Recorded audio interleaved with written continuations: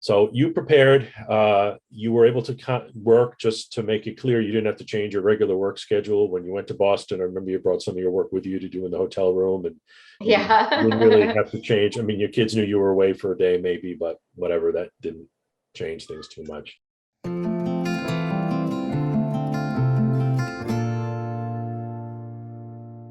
I think one of the trickiest pieces, just for me, is just that I have patients, to deal with, and there were times in the process where a decision about moving one way or the other is dependent on the day's outcomes of medical testing, and so I think there were times where things were less predictable, where I had to be a little bit more Yeah. flexible, which was the only minor challenge. But there were only a couple times where that kind of was relevant, and then just a couple visits down to the clinic. Yeah, so it wasn't too bad.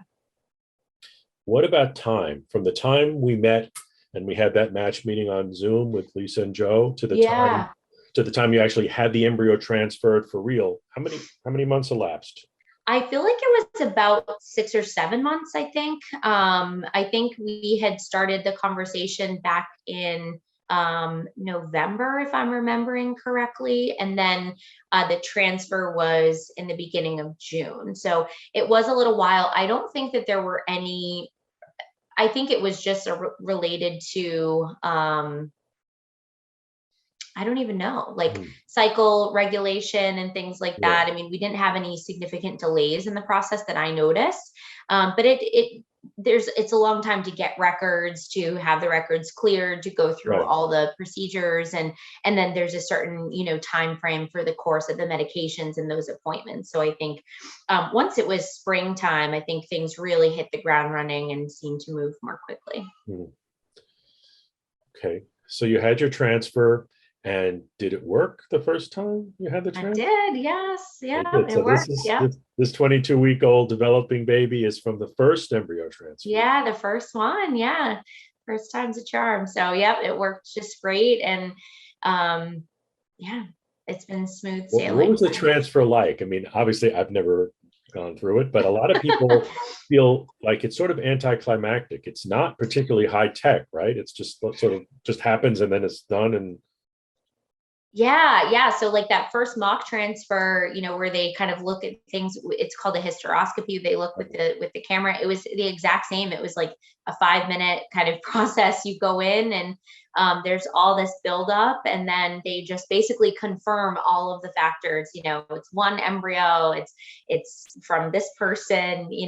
Sign that you're consenting and willing, and there's some supportive people, and then the physician and I think the embryologist are both there, yeah, and you just come in and they transfer it, and you can see on the ultrasound, they show it kind of the embryo coming into your uterus, and they took a picture of it, so that there's, like, I guess, documentation. I got to bring that picture home. and this is That an was embryo. it. This is embryo that's from the genetic material of both intended parents. So you knew Yeah. that obviously they were going to Yes, have a yes. It was full a genetic 5 day old sibling. embryo. Yeah, Yep, yep, yep. So it's no part of me, no part of Justin. So right. And no outside donor, and it was a frozen tested embryo. That's basically the world that we're in these days, with chromosomally normal tested embryos ready to go when your uterine lining is considered to be at the right level for receiving the yeah, embryo. And that's all those ultrasounds that you had the leading up to this, right? correct. Yeah, there's a couple different medications that they use to help with that process, and then they make that check and make sure that my uterine lining was exactly where it should be for optimal attachment. Mhm. All right, so you had your transfer, you had your short trip home. Did you go home the same? Well, you live pretty close, so you did go home the same day. It wasn't a problem, right? Yeah, I went home the same day. It was no problem. I had asked ahead of time if I had needed a ride or anything. And I mean, it's not really it's not a super significant, it's not painful, Right. nothing like that. So I was fine. I just rested the rest of the day and the next day as well. Just kind of took it easy. And what happened after that as far as testing? Did you do a home pregnancy test? Some people can't help themselves. How did you find out, and when did you find out that there was a positive pregnancy? Yeah. So the intended parents had told me, don't tell me if you take one. You can take one, but don't tell me. I took a couple just because I was curious, and I can't remember exactly how many days, maybe 4 or 5 afterwards. Right.